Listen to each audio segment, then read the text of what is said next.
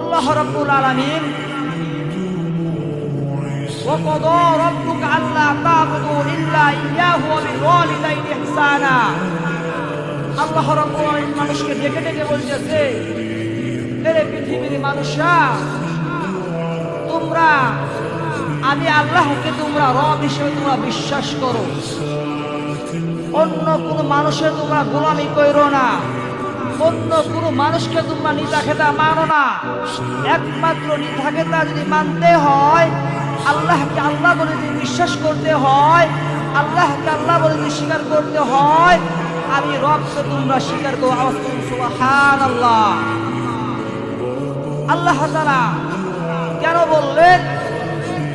বিভিন্ন রকমের মানুষ দুনিয়ায় আসার পরে কিছু মানুষ দেখা যায় মূর্তির পূজা করে, কিছু মানুষ আছে দেখা যায় আগুনের পূজা করে, কিছু মানুষ আছে গরুর পূজা করে, কিছু মানুষ আছে বাংলাদেশে দেখা যায় মাছের পূজা করে, কিছু মানুষ আছে জমিনে দেখা যায় গাছের পূজা করে।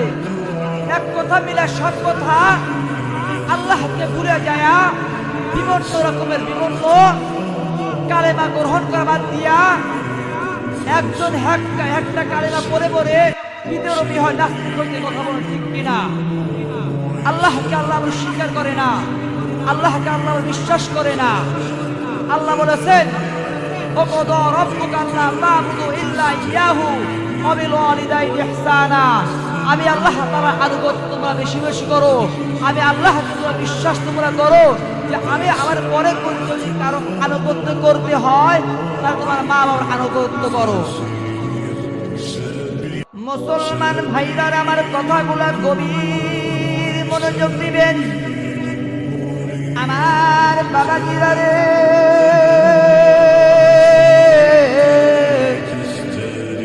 গভীর মনোযোগ দিবেন। একটা বাবাজি আর প্যান্ডেলে বাহিরে উঠাউঠি করবেন না বাবাজি।